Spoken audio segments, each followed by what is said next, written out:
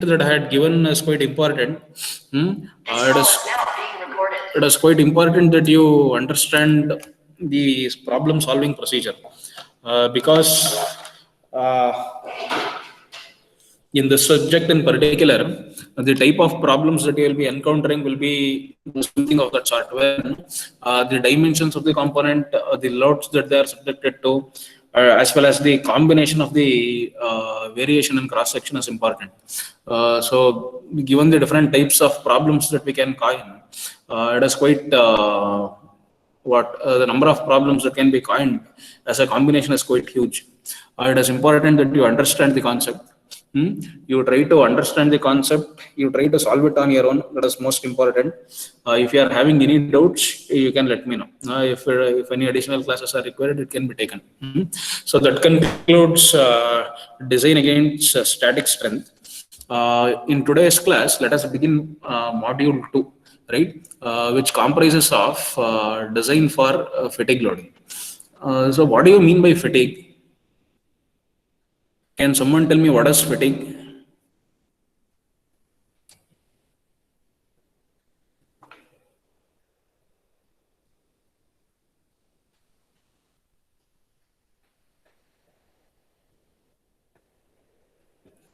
Repetition What of is load. fatigue? You should have already studied it now. Repetition of load. Hmm? Repetition of load, sir. Bending a Repeating of load. string Okay, on fine. rod. Okay.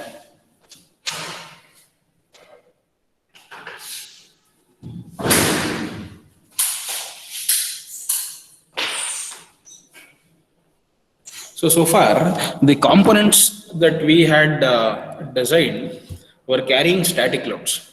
It means to say that the load, once applied, the load did not vary with respect to time, right? The load did not vary with respect to time. If the load, if the magnitude as well as the type of load is independent of time, then such forces are called as static forces. If the loads that are applied are dependent on time, then they are called as dynamic forces, right? We have two types of dynamic loading. One is fatigue loading, and the second one is impact loading. Impact, it is quite recognizable. What do you mean by impact load? A huge amount of force is acting for a very small interval of time. Such type of forces are called as impact forces. What are the examples? Suppose you are traveling in a bike or a car, and there is a sudden pothole. When you enter into that pothole, the entire weight of your vehicle will be, most of the weight of your vehicle will be acting on the tire that is hitting the pothole. The pothole will be very small. You will encounter a pothole, you will hit it, and you will just come back out of it. Such type of forces are called as impact forces. But if the load is continuously varying, if the load is continuously varying with respect to time, then such forces are called as fatigue forces, right? So in this module, we will concentrate, or we will try to design certain components which are subjected to fatigue forces. It is quite important to understand that over 80% of the components that are encountered in common engineering practice are subjected to fatigue forces. Static forces are not as detrimental as fatigue forces, because in case of static loading, the failure will be purely ductile in nature. If we are considering only ductile materials, the failure will be ductile in nature. Even before fracture happens, we will get a indication when the component has yielded. But in this case of fatigue failure, even when you make use of ductile materials, the failure will be, the failure mode will not be like a cup and cone fracture. Instead, it will be very similar to brittle failure. So thereby, you will not get any clear indication as to when the component is going to fail. That is one important thing to remember. And secondly, almost no components are designed to take up dead forces that way, except say lathe beds of machines, then what the beds of various machines, certain beams. Only they are designed to take up static forces, but whereas over 80% of the components are designed to take up fatigue forces. Examples include gears, shafts, couplings, keys. all components will be taking up fatigue loading, right? And it is very important to note that all out of the failure that happens among all mechanical components, over 80% of the components, over 80% of the components will fail due to fatigue loading. So thereby you can recognize the significance of fatigue failure. So our objective in such case is to design the component such that it can resist fatigue forces, right? That is the objective of study for this module. Now, what is a fatigue force? In order to understand it, let me consider a shaft, right?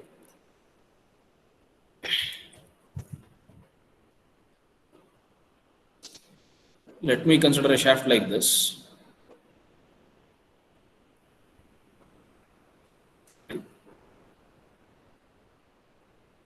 Now you assume that I am attaching a dead weight to this like this. Now what is happening?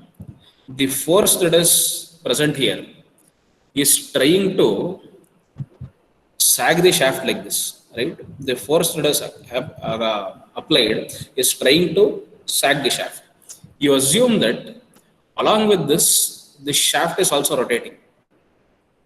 This shaft is also rotating at a speed of say 60 revolutions per minute, which is a very slow pace. You assume that this shaft is rotating at a speed of 60 revolutions per minute, and as you can see, the shaft is trying, the applied force is trying to sag the component.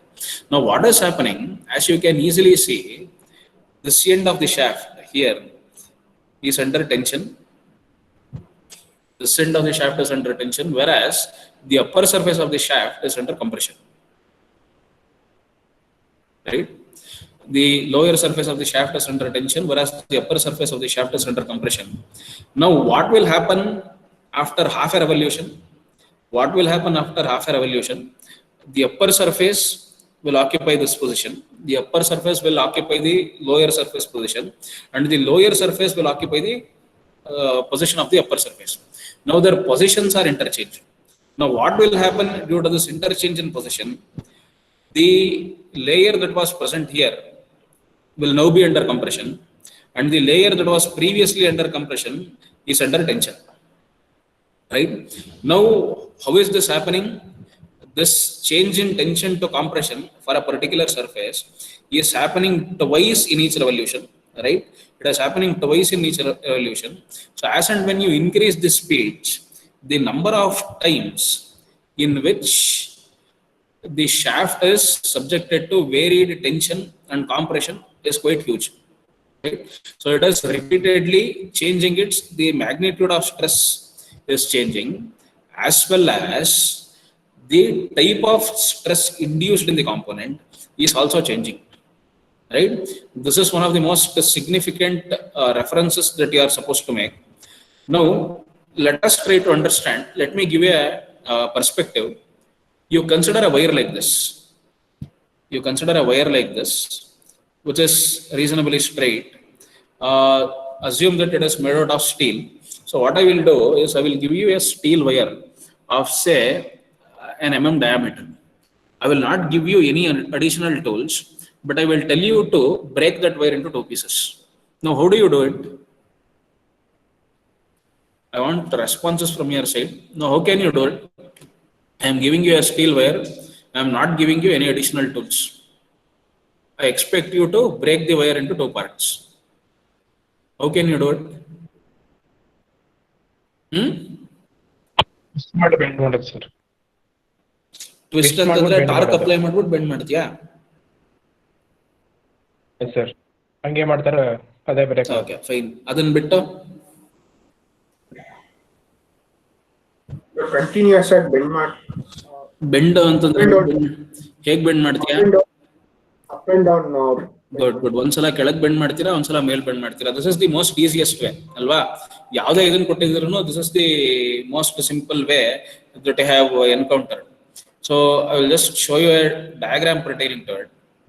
Now typically what will happen, this is the way in which you can break the component into two pieces without making use of any additional tools. Now what is happening here, you see here this point A is under compression when you are bending the wire downwards. But when you are bending the wire upwards, this point A is under compression. Here it is under tension, as is represented by the positive sign. Here it is under compression, as represented by the negative sign. Whereas point B, which was under compression when you had when you are twisting the wire, when you are bending the wire downwards. Now this point B will be under tension when you are bending it upwards. Now what will happen?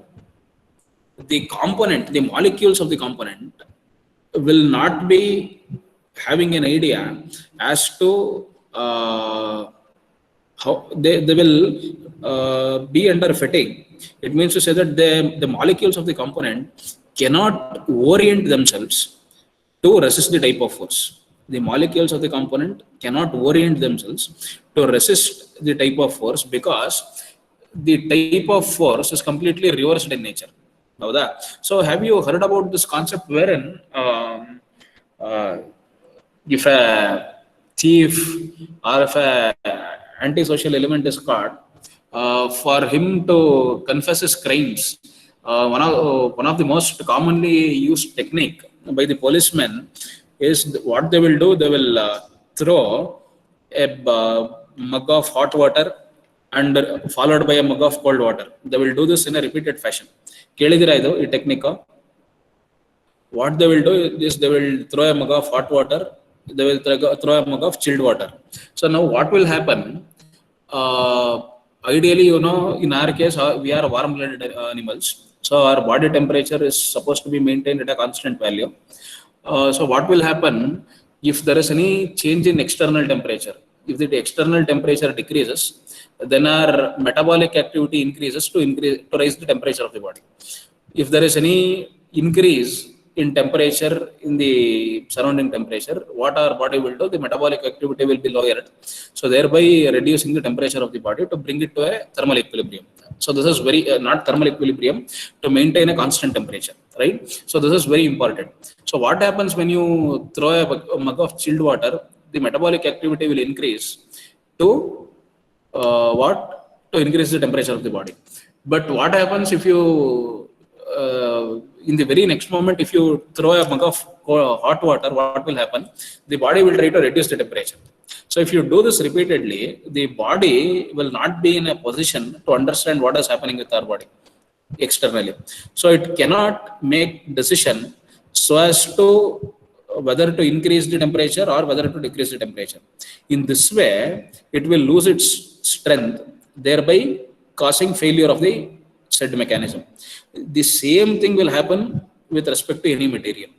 When it is subjected to different type of loading, the load will try to reduce the strength of the component. Now, this is one of the most important things that we should remember. Thereby, suppose if the yield strength of the material, let me consider that I am taking this material to be steel, whose yield strength is 250 MPa.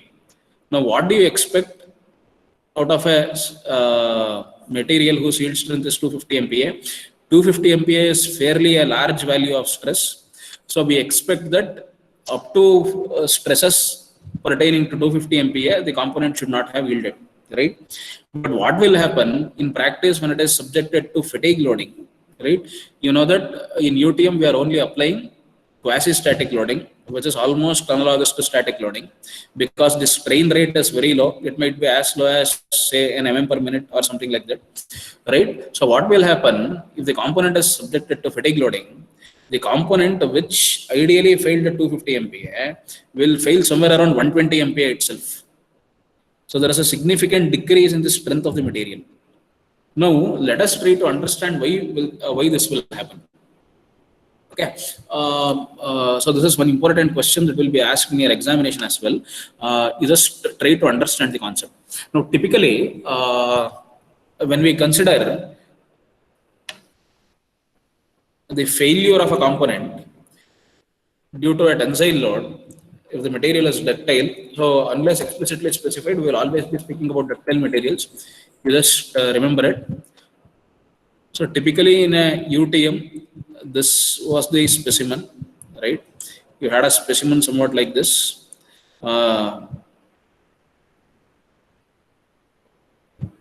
Now, when this was subjected to tensile load, how did the component fail? Basically, how did the component fail? There used to be some micro voids in the material. There might be blowholes, there might be unformed regions. So what they did, these micro voids that are present within the material, they came together, right? They came together and they created a gap of a appreciable diameter within the specimen. So what was this concept called as? This was called as concept of coalitions of cracks. Concept of coalitions of cracks or concept of coalitions of voids. This you should have studied in material science as well as mechanics of materials. When you are studying mechanical behavior of materials. So typically what will happen? The voids that are already present there within the component, as well as the cracks that are present on the surface of the component. Sir, voice istothenilla. Huh? Voice full ಇಷ್ಟೊತ್ತಿರ್ಲೇ voice ಕೇಳಿಸ್ತಾ ಇರ್ಲಿಲ್ವಾ? ಇಷ್ಟೊತ್ತೇನು ಕೇಳಿಸ್ತಿರ್ಲಿಲ್ಲ sir, ಕೇಳಿಸ್ತಿತ್ತು. ಹೌದಾ?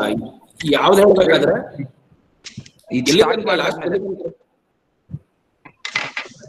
Start ಮಾಡಿದಾಗಿಂದ ಇಲ್ಲಿ ತನಕ ಏನು ಕೇಳಿಸ್ತಾನೆ ಇರ್ಲಿಲ್ವೇನ್ರ? ಅಲ್ಲಿ ಬೈರು repeated ಆಗಿ bending ಹೇಳಿದ್ನಲ್ಲ, ಅದು ಅರ್ಥ ಆಗಿದೆ ಅಲ್ವಾ? ಈ ಸ್ಲೈಡ್ ಸರ್ ಇವಾಗ ಹಾಕಿರೋ ಸ್ಲೈಡ್. ಇವಾಗ ಹಾಕಿರೋ slide. Okay fine. Okay, I will just tell it again.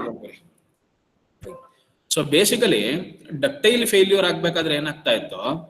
So ನಿಮ್ಗೆ when you had a specimen, when you put it into an UTM and when you apply a tensile force on this component, what will happen?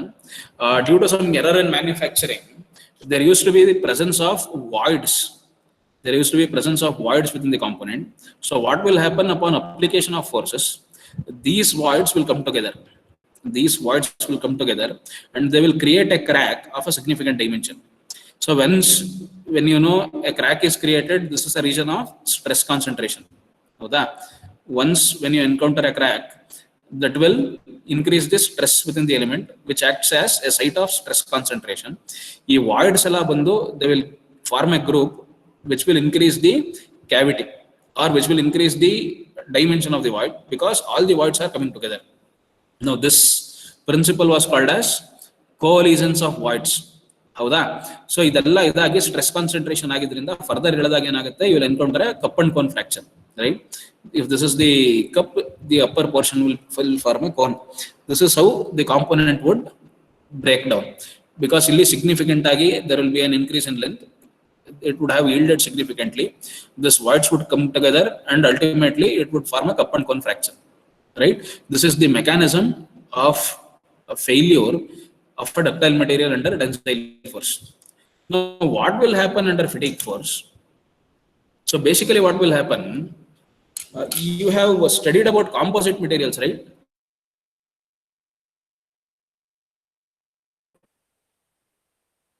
Composite materials ಓದಿದ್ರಾ ಅಲ್ವಾ ನೀವು? I want someone to respond. Composite materials ಓದಿದ್ರಾ ಅಲ್ವಾ? Am I audible? Yes, sir. Srijan? Okay, fine. Composite materials ಓದ್ಬೇಕಾದ್ರೆ basically you should have encountered a concept wherein if the diameter of the specimen is decreasing, then the strength of the component will increase. Do you remember this?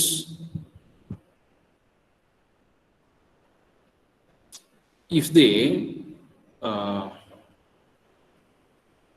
diameter of the component is decreasing, then the strength of the component would increase. Did you guys study this concept?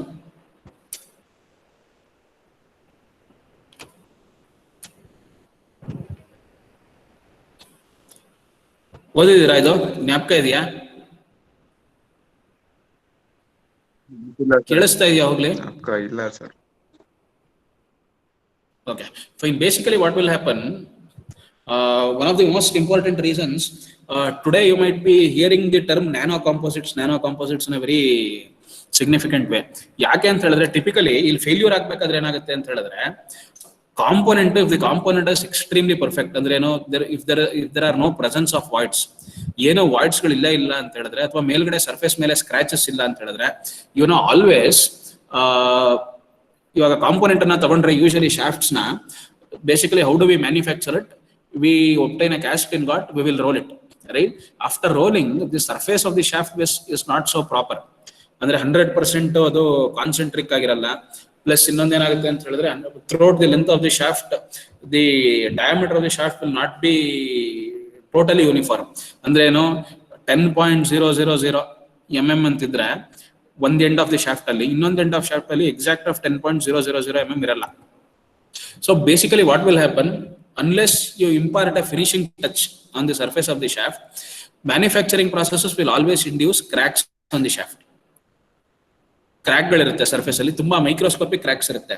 So basically ಏನಾಗುತ್ತೆ ಅಂತ ಹೇಳಿದ್ರೆ, when you are subjecting it to force, if you remember this Griffith's criterion ಜ್ಞಾಪಕ ಇದೆ ಅಲ್ವಾ ನಿಮ್ಗೆ? What is Griffith's criterion?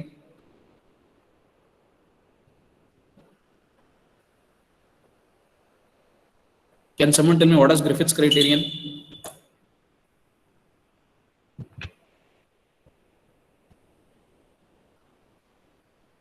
ಏನು Griffith's criterion ಅಂದ್ರೆ? Can someone tell me?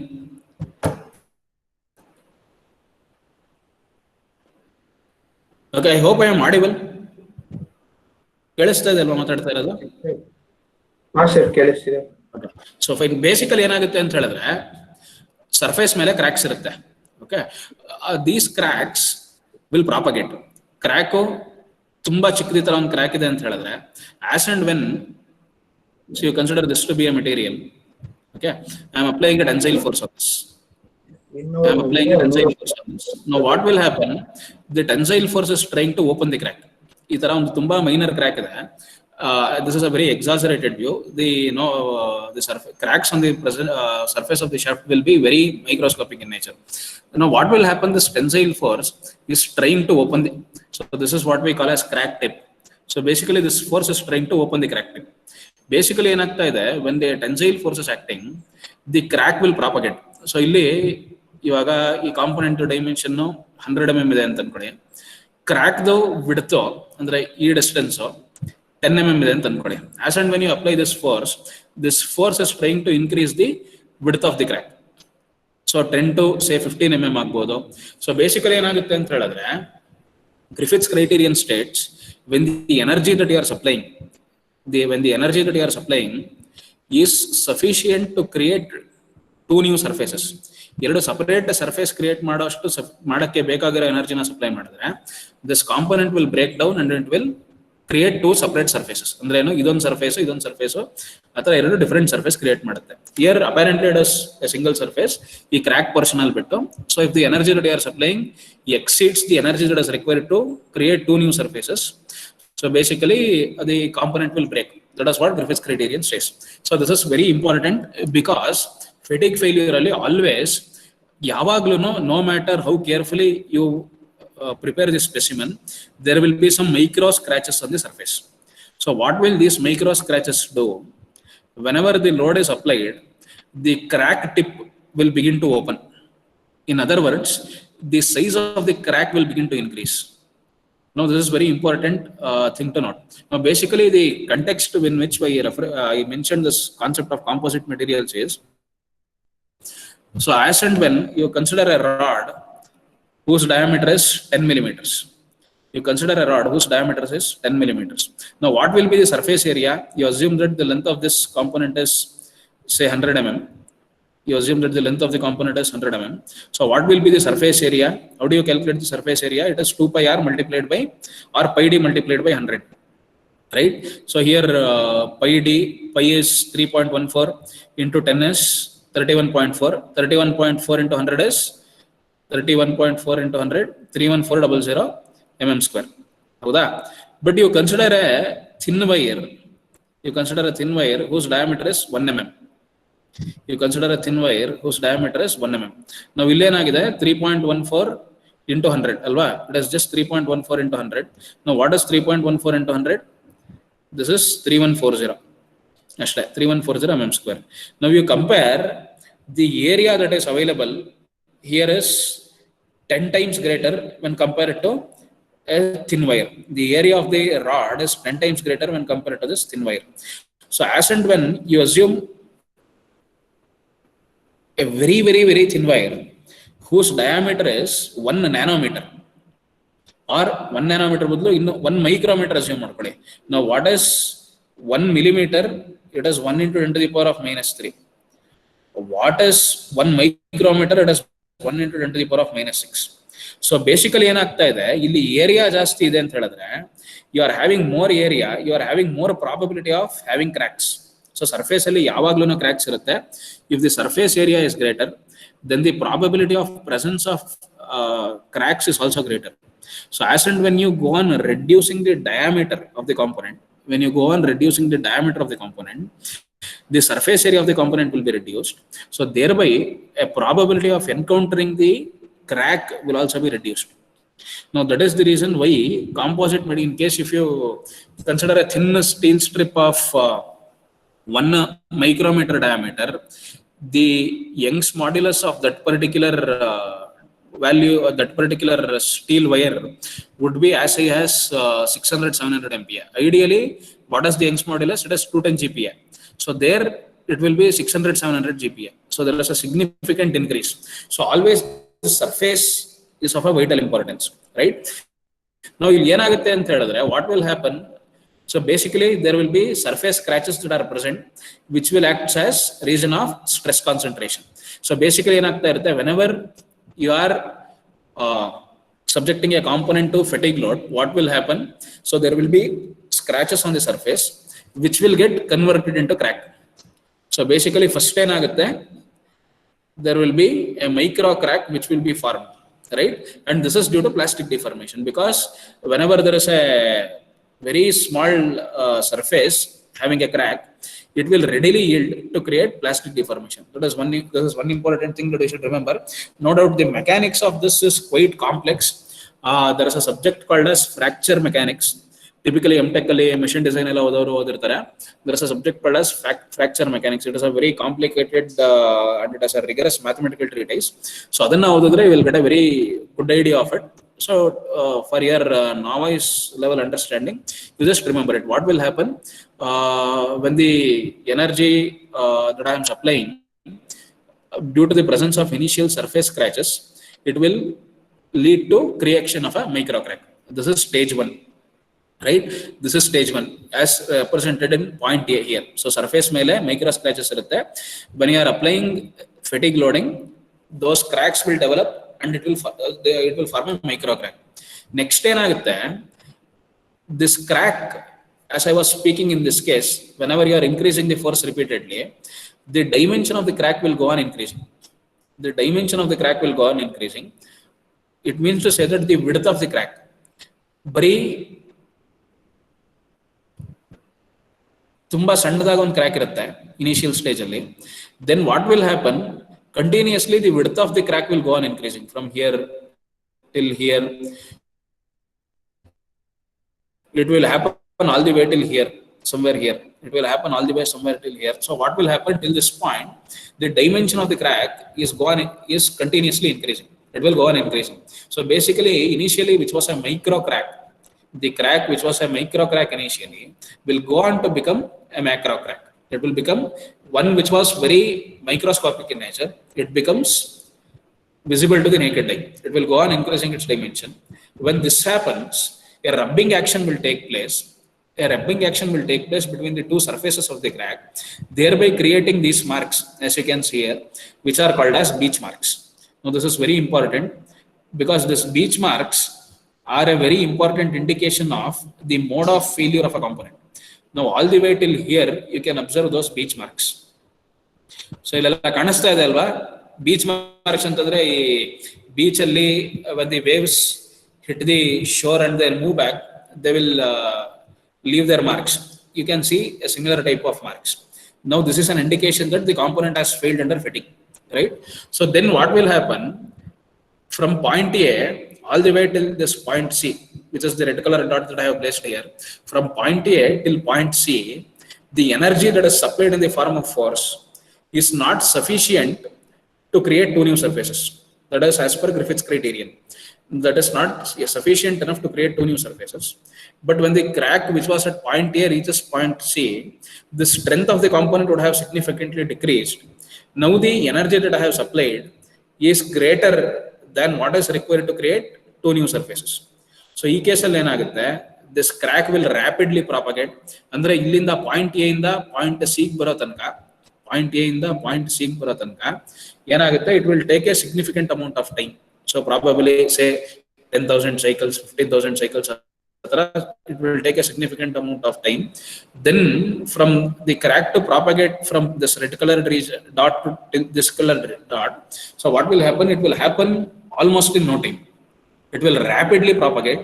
Thereby it is not leaving any beach marks. It is just, if you can recall, this is the surface of a brittle failure. Andre no 45-degree plane alli crack continuous propagate agbidutte. This is what we call as interslip crack propagation. Hauda, interslip crack propagation or slip fracture as we call it. So illi continuous agi crack propagate agi the component will readily fail. So this is one important thing that you should know. So always a fatigue failure will happen in three phases. So initially due to the presence of surface scratches, due to the application of fatigue load, the surface scratches will get converted into micro crack. This is what we call as initiation phase. In the initiation phase, there will be formation of micro cracks, which is due to plastic deformation. Then what will happen in stage 2? The size of the crack will continuously go on increasing. So this the size of the crack will go on increasing. As and when it goes on increasing, it will leave these beach marks, right? Till it reaches a point where the energy that is supplied is adequate to create two new surfaces, that is still this red color dot. The crack will rapidly propagate, leading to fracture of the material. The crack, it will lead to fracture of the material. So this is how a fatigue failure will take place. Is this concept clear?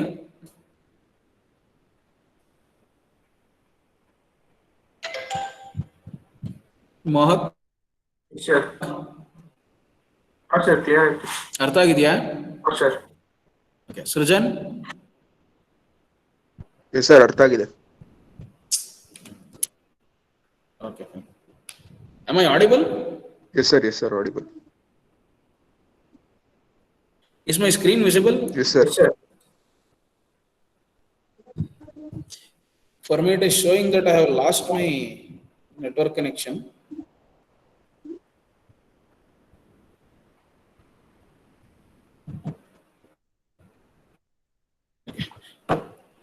So now,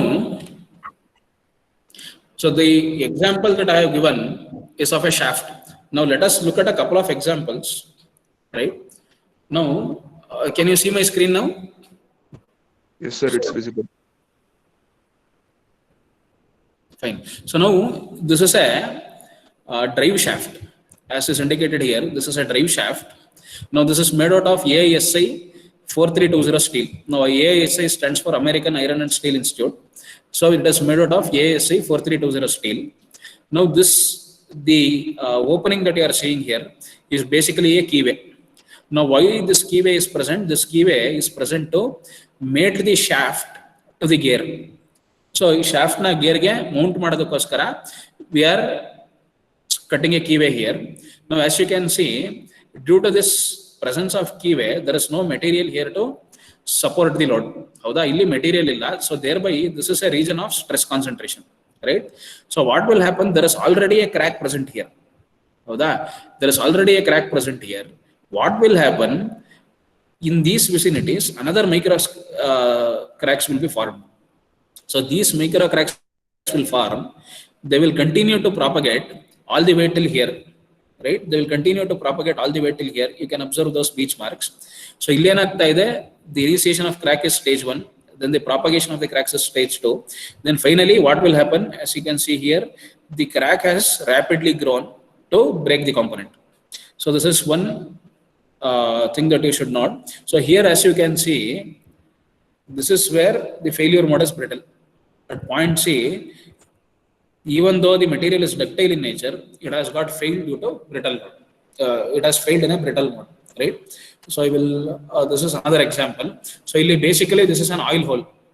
This is basically a grease hole. So ಇಲ್ಲಿ ಏನಾಗಿದೆ ಅಂತ ಹೇಳಿದ್ರೆ, if you can see it properly, hole ಇಲ್ಲಿದೆ, but ಆ ಹೋಲ್ಗೆ initially grease ಇದು apply ಮಾಡೋದಕ್ಕೆ ಕೊಟ್ಟಿರೋ recess they are not in they are not in the same direction. There is a mismatch in between them, as it is indicated by this arrow mark. ಕಾಣಿಸ್ತಾ ಇದೆಯಾ ಇದು ಈ arrow mark? Yes, sir. You can see here there is a mismatch. So ಈ mismatch ಇರೋದ್ರಿಂದ ಏನಾಗುತ್ತೆ, there will be a significant increase in the stress in this vicinity, which is basically a sharp corner which is acting as a region for stress concentration. So basically ಏನಾಗ್ತಾ ಇದೆ, this will act as the site for crack initiation. The crack will initiate and it will propagate all the way till here. So illénide illi tanka beach marks observe ಮಾಡಬಹುದು ನೀವು. So illinda stage 3 ಆಗುತ್ತೆ, the component will fail rapidly, right? That is one example. Then okay, fine, we have two examples. Now is the concept of fatigue failure ಅಂದ್ರೆ fatigue failure mechanism ಅರ್ಥ ಆಗಿದೆಯಾ? Have you understood the mechanism of fatigue failure? Yes, sir. Okay, fine. Today afternoon do you have any class? Lab ಇದೆ. Lab ತಗೋತಾ ಇದ್ದಾರಾ? ಹಾ sir. Okay, fine.